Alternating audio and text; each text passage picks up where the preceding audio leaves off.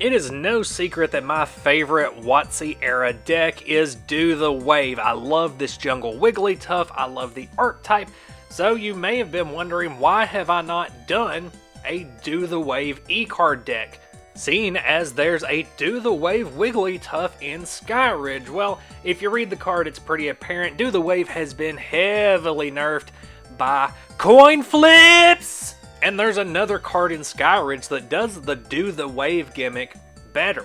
You already know from the thumbnail that it is Golbat. For 3 colorless energy, strength in numbers deals 30 base damage plus 10 more for each Zubat, Golbat, or Crobat on your bench. E-card has so many search and draw options that it's pretty easy to get 4 members of the Zubat family into play, so that on turn 3 you will hit for 60 damage off of 3 energy, and 60 is the magic number for E-card. It's going to allow you to knock out pretty much any unevolved basic Pokemon and 2-hit KO any stage 2 Pokemon.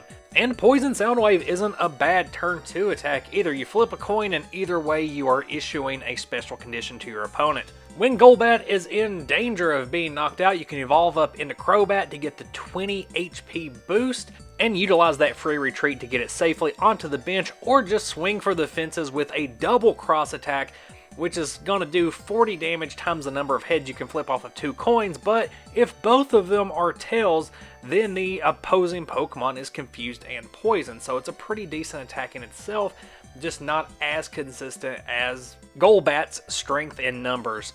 Like Wigglytuff Do the Wave, it is a pretty fast and consistent deck that relies on your management of tools. Sadly, there are no plus powers or double colorless energies to help Golbat out, but E-card does offer enough tools to make it work as a pretty solid rogue deck. So let's go ahead and hop into the deck list to see how this big mouth bat is supported. And where would any Golbat deck be without a decent Zubat to start the game with? Skyridge has 2 Zubats. I opt for the 50 HP one.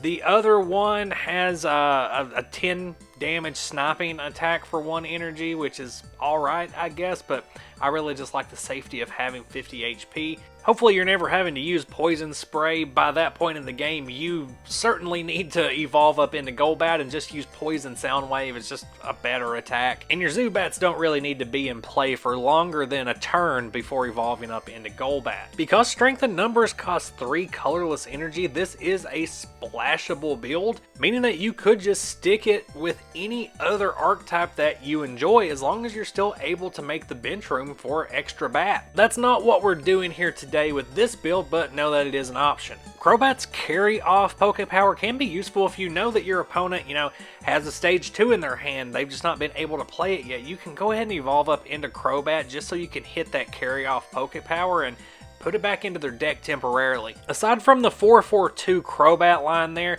the only support that's going into this deck is a 2-2 line of Noctowl, so you get that adorable Hoot card.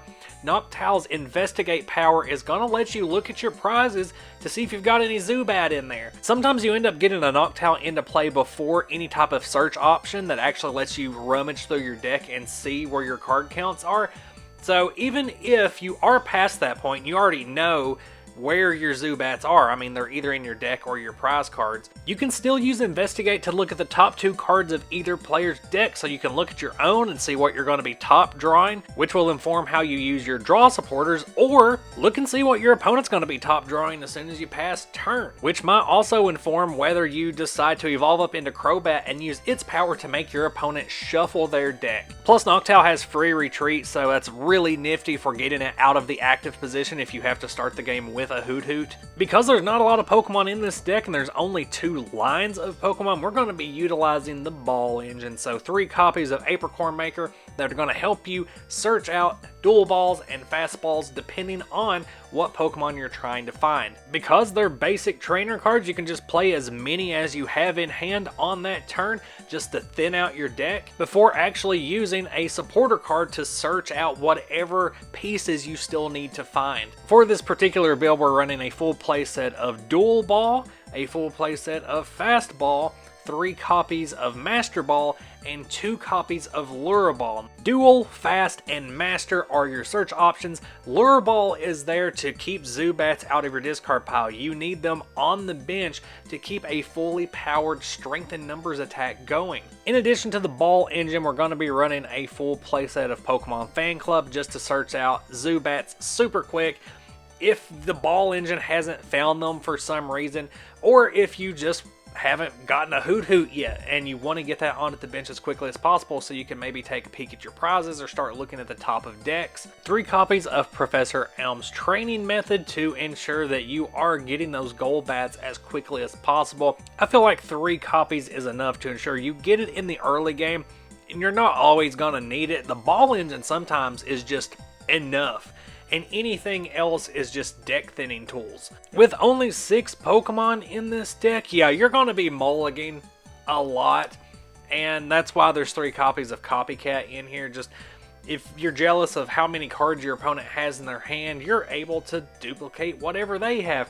The other source of draw power is going to be 3 copies of Underground Expedition, followed by a couple copies of Town Volunteers, just to ensure that you do have that steady cycle of bats and their evolutions out of your discard into your deck so that you can search them out and keep a steady supply of bats on the bench for that strength in numbers. I've also included a single copy of Undersea Ruins, just for those situations where you've evolved up into a Crobat just to stop your opponent from getting their stage 2 into play, or to utilize its free retreat, whatever reason you evolve up, and you go, man, I wish I could just devolve it back into Golbat so I can have that consistent 60 damage.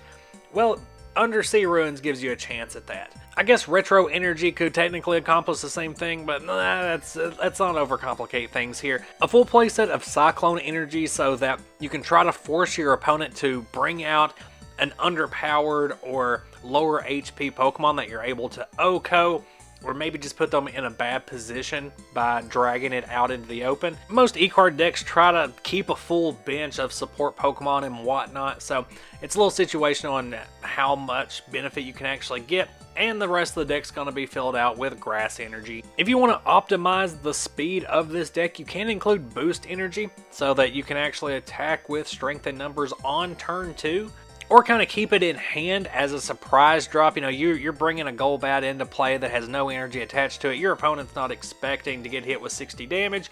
You drop a Boost Energy and do it anyway. So what if you don't want to run Golbat by itself? You would rather use the traditional engine instead of the Ball engine and include the security of another line of Pokemon. Well, Beedrill's a decent option since it shares the same topping but is weak to Fire instead of Psychic.